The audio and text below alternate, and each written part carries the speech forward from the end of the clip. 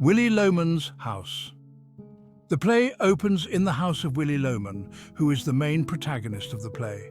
Arthur Miller gives a lengthy description of the Loman house. He writes detailed stage directions with lighting, sound and prop placement, signifying the movement of every item and every character in his play. This is a simple house in a surplus of apartment complexes in Brooklyn, New York. The home is simple and realistic, with only a few items representing the respective rooms, kitchen, living room, bedroom and boys' bedroom, steeped with trophies. We can see the tall, angular silhouette of Manhattan in the backdrop. As the curtain rises, light slowly appears on the stage while a flute plays in the background. Willy Loman is introduced. As the curtain rises, Willy Loman enters from the right. He is a top salesman for the firm Brown and Morrison in the New England area. He is carrying 2 large sample cases. Willy is more than 60 years of age. He closes the door and then carries his cases out into the living room. Willy? Willy's wife Linda has awakened in the middle of the night and hears her husband stir outside the bedroom door. What happened? Why have you come back? She goes to him, taking off his shoes. Willy, nothing happened. Did you smash the car again? Willy? No, I didn't smash the car. But when I was driving back from New England, I became impaired. I was driving at 60 miles per hour and suddenly ran off the road. Had I gone the other way, I might have killed somebody. Willy is perturbed and Linda tries to calm him down. Willy, maybe you should talk to your employers again. They might allow you to work in New York. Willy, they don't need me in New York. My services as a salesman are required in New England. Besides, the old Wagner is not alive, and his son Howard doesn't appreciate my work. It was me who really made the Wagner Company famous in New England. They talk about their sons. Then their conversation turns to the subject of their 2 sons, Biff and Harold, who is called Happy. They are sleeping.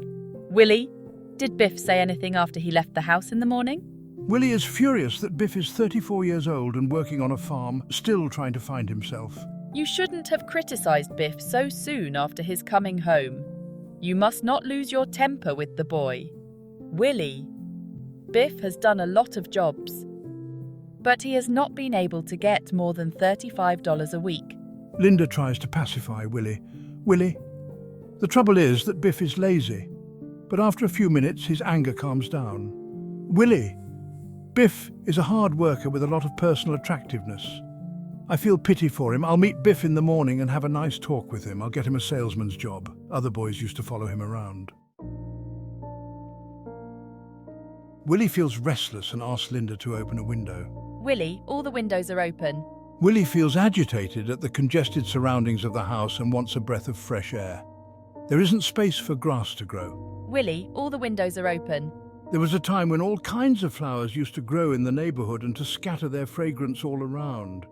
The increase in the population is ruining the country. There is maddening competition everywhere. Willy, try to relax.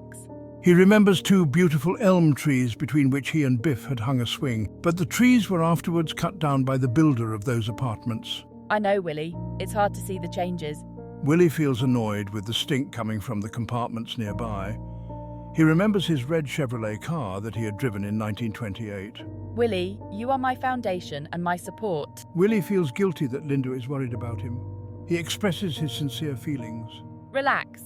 Don't make mountains out of molehills. Willy says that he will not fight with Biff anymore. If Biff wants to go back to Texas, he will not stop him from going there.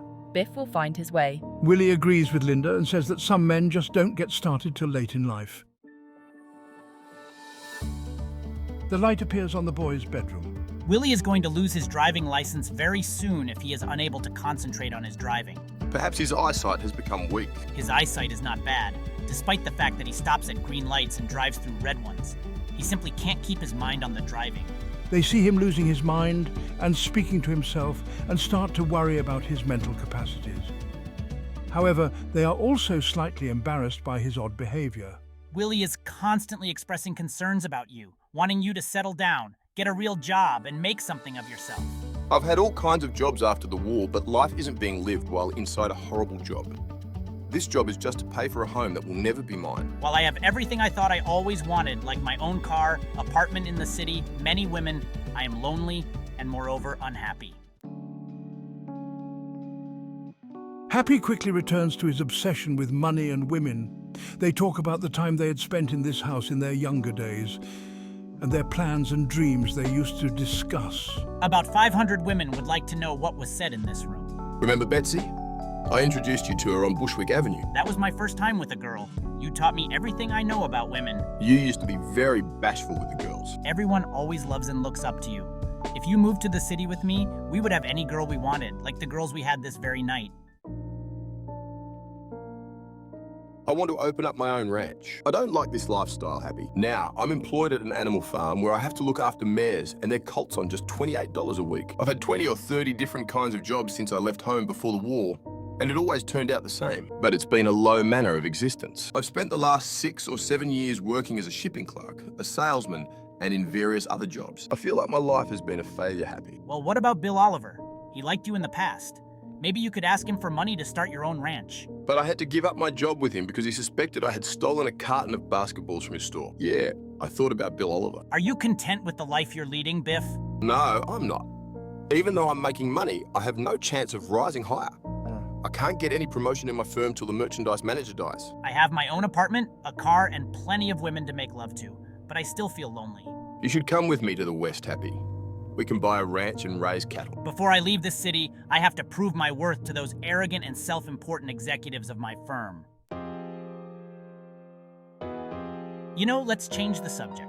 Remember those 2 girls we had that night? Yeah, they were really gorgeous creatures. I can get girls like that anytime I want. I want to find a steady girl, somebody with substance. I long for such a girl too. Somebody with character, with resistance, like Mom, you know? By the way, that girl Charlotte who was with me that night is going to be married in 5 weeks. Her fiancé is expected to become the vice president of the store. This is the 3rd time I've ruined a girl about to be married to an executive of the store. And to top it all, I go to attend their marriages too. Maybe it's my overwhelmed sense of competition that forces me to do such things, though I hate myself for doing so. Just then, Willy's voice is heard from the kitchen below. Willy walks into the kitchen and gathers milk from the refrigerator. He is alone, talking to himself as if he were talking to Biff. Biff, you need to be careful about girls and not make any promises. You're too young to be talking seriously to girls. Watch your schooling first. When you're well settled, there will be plenty of girls for you. Willy then speaks as if both Happy and Biff were with him, polishing the car. Boys, don't leave the hubcaps. Here are some tips about cleaning the car properly. And you must clip the big branch over the house because it might fall in the storm and hit the roof. Then Willy declares that he has a surprise for them. I've got a surprise for you, boys. Biff eagerly asks what it is. Don't leave a job till you're finished. In Albany, I saw a beautiful hammock which I'll buy on my next trip. We'll hang it right between the 2 elms. A dramatic technique. These memories of Willy are reenacted in the front of the stage. This is a dramatic technique of Miller. Happy and Biff are acting on the front part of the stage, but in fact, these are the memories of Willy, who is on the back part of the stage. What surprise have you got for us, Dad? Yeah, what is it? It's a punching bag with Gene Tunney's signature on it. Biff then proudly shows his new football to Willy and obliquely reveals that he had stolen it from the locker room. Biff, you should return the ball. It is surprising that Willy does not reprimand Biff for his thievery, but laughs it out. Someday I'll have my own business, and I'll never have to leave home again. My business will be bigger than Uncle Charlie's. Which places did you visit during your last journey, Dad? I went north to Providence, met the mayor of the city, and had coffee with him. Then I went to Waterbury, a fine city famous for its big Waterbury clock. After that, I visited Boston and some other towns. I want to go with you sometime. I'll take you both with me next summer and show you all the beautiful towns. I'm well known in New England and have many friends. I can park my car anywhere, and the policemen protect it as their own. Willy's reverie continues. In his reverie, Willy sees Biff practicing football. What do the other boys say about you in school, now that you're the captain of the football team? Bernard, the younger son of Charlie, appears on the stage. Biff, you're supposed to study with me. Why do you look so anemic, Bernard? Biff and I have final exams next week. Biff must devote his time to study.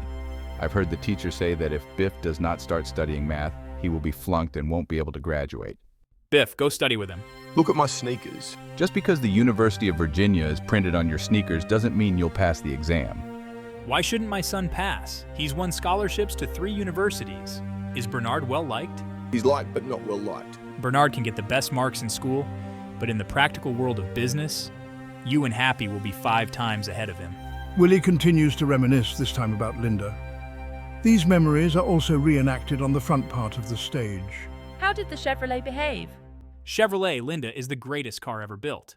Then Willy chides the boys for not helping their mother carry the wash up the stairs. Boys, help your mother with the wash. The boys rush towards Linda to help her. Willy moves to the edge of the stage. I made good money this week, Linda. Linda is thrilled to hear of his success, but it is quickly forgotten when they count their bills and expenses. I worry I won't make enough money at this rate. I'm well-liked, but I work so hard and I'm not doing well because I'm not well-liked. I think I talk too much and I'm fat. You are the most handsome man in the world. Willy pulls her over and kisses her. Willy remembers a woman. While lost in the memories of his past, Willy remembers a woman. This woman also appears on the stage. This time, he envisions a very posh and proper woman of his age. Look me up the next time I'm in Boston. You can help with my business. They joke, and as Willy leaves, the woman begins to laugh. Then the woman disappears, and her laugh transforms into Linda's laugh. Suddenly, Willy is in the kitchen again. I'm just mending these stockings because they're so expensive to buy. Willy snatches them from her. I won't approve of you mending stockings. Throw them out. Suddenly, Bernard comes into the kitchen. I'm looking for Biff. He needs to study with me. If he doesn't, he'll fail. I'll whip him if he doesn't study, but I don't want him to become a bookworm. Willy does not want Biff to be a worm like Bernard, yet he also wants him to cheat off of Bernard. All the mothers are scared of Biff because he's too rough with the girls' drives without a license and steals footballs. Back to the present. Willy's focus returns to the present day. Dad, why did you come home so early in the week? I felt scared on the way. I nearly hit a child in Yonkers. I regret not going to Alaska with Ben. If I had gone, I would have become rich like him. You should retire from service, Dad. I can't retire when I'm earning only $70 a week. Uncle Charlie comes. Charlie now appears on the stage. He is another image of success. So, Willy, I've been thinking about those house renovations. Maybe we should move, you know? Fixing the roof and all. Charlie offers Willy a job. Hey, Willy, how about you come work for me? I could use someone like you. Willy is quickly insulted because he already has a job. I mean it, Willy. Come work for me. Willy is quickly insulted again. Why is Biff moving back to Texas, Willy? When the two men discuss putting up a roof over their heads, Willy accuses Charlie of not being a real man because he does not know how to work with tools. What do you mean, Willy? I know how to handle things. In the midst of their argument, Uncle Ben enters the kitchen in Willy's illusion. Willy, it's been a long time. Ben died years ago, but Willy still sees him standing in his kitchen. Sometimes you see me as a stranger, Willy. Sometimes as your brother who invited you to go to Alaska. Willy never went, and Ben quickly became extremely successful. So what about our investments, Willy? The risks, the opportunities? Our mother, Willy. Do you remember her? Charlie wonders if Willy will get any of Ben's money. Will you get any of Ben's money, Willy? My 7 sons, Willy. They will inherit my fortune. Ben talks about his life. Then Willy and Ben have a long conversation. Willy, ask me anything. How did you become so rich, Ben? Well, Linda, it's nice to finally meet you. I've heard so much about you. Linda is so pleased to meet her brother-in-law Ben for the first time because she only knows of him through legend. Boys, I walked into the jungle when I was 17. When I walked out, I was 21 and very rich. Ben then tells them about their father. Our father was a great man. He used to travel across the country in a wagon selling his flutes. Ben informs them that he left for Alaska to find their father when Willy was young, but went south and wound up in Africa. There, I walked into the jungle at 17, found diamond mines, and walked out at 21 rich. Willy, do you remember anything about our father? Willy wants to know more about their father because he remembers nothing. Then in the middle of this mirage of the past, Biff and Happy come as young boys. Ben and Biff have a boxing play fight, and after that, Ben leaves. Take care, Willy. Remember, I walked into the jungle at 17 and came out rich at 21. Charlie's warning. Charlie again appears on the stage. Boys, if you try to steal anything from there, the watchman will get you arrested. Linda feels worried to hear all this. Between him and his son Bernard, they can't hammer a nail. Just then, Bernard comes running. Biff is being chased by the watchman. Willy laughs it out. Biff has nerves of iron. Willy says that he has important contacts. Ben, are you giving the proper education to your sons? How should I do it?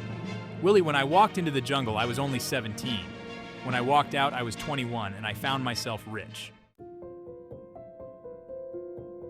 Willy's dream fades, and he returns to the present in the middle of the night. He finds Linda sitting in the kitchen. Willy, have you eaten the cheese from the refrigerator? Willy gives no reply. It's very late, Willy. Why don't you go to sleep? But Willy, though in slippers, goes out for a walk, muttering to himself. Biff and Happy enter the kitchen to speak to their mother. Mom, what's the matter with Dad? Yeah, I've never heard him talking to himself so loudly. Why didn't you write to me about this? For over 3 months, I couldn't get your address.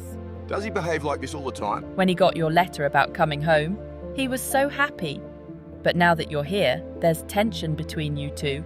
Why are you and your father so hateful to each other? I'm not hateful, Mom. Then why do you fight with him and call him crazy? They are both shocked to see their father deteriorating, both mentally and financially, and as a result, physically. Happy constantly defends him, trying to play the good son who was never in his grace. But Biff criticizes his father. Linda, deeply emotional, turns to Biff. Biff, I love your father dearly. If you can't respect him, you're disrespecting me, and you're not allowed in this house. I can't let anyone insult Willy or make him feel unwanted. Either you respect him as your father, or don't come here again. She pauses, gathering her thoughts. It's true, Willy is not easy to get along with. He's not a great man, but he's a human being, and something terrible is happening to him. He's worked for his company for 36 years, and now they've taken away his salary. He has to work on commission like a beginner. Biff and Happy exchange a look of disgust at the company. But you two are worse than his employers. When Willy was young, he had many friends and customers and used to get many orders.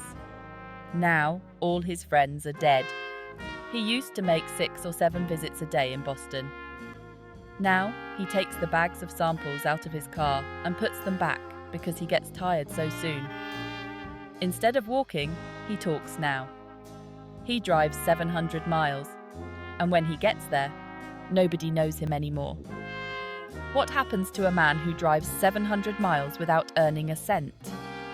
Wouldn't such a person talk to himself? Linda's voice trembles with emotion. Willy has to go to Charlie and borrow $50 a week and comes to me pretending it's his salary. And you say he has no character. He's always worked for the benefit of his sons. What medal has he received for his hard work? Is this his reward? To turn around at 63 and find his sons, whom he loved better than his life, one a philandering bum and the other utterly selfish? Happy and Biff are shocked to hear these words from their mother. Yet, they still persist. Mom, I don't like business. I don't fit into the business world. Yeah, and Dad doesn't love business anymore either. That's why people make fun of him. Just then, Willy walks in and hears his son making fun of him. Dad, I'll stay in Brooklyn at home and get a job in sales. Willy doubts he can make it, but listens nonetheless. I'll go to Bill Oliver tomorrow to ask for $10,000 to start a new business with Happy. Willy is excited about this prospect and begins to advise Biff on what to wear, how to act, and the way to speak. Willy leaves the room while Biff and Happy continue daydreaming about their future business. Can you believe it, Hap?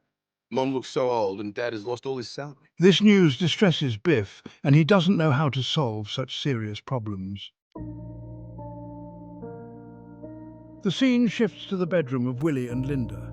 Willy is in the bathroom, complaining about the leaky plumbing.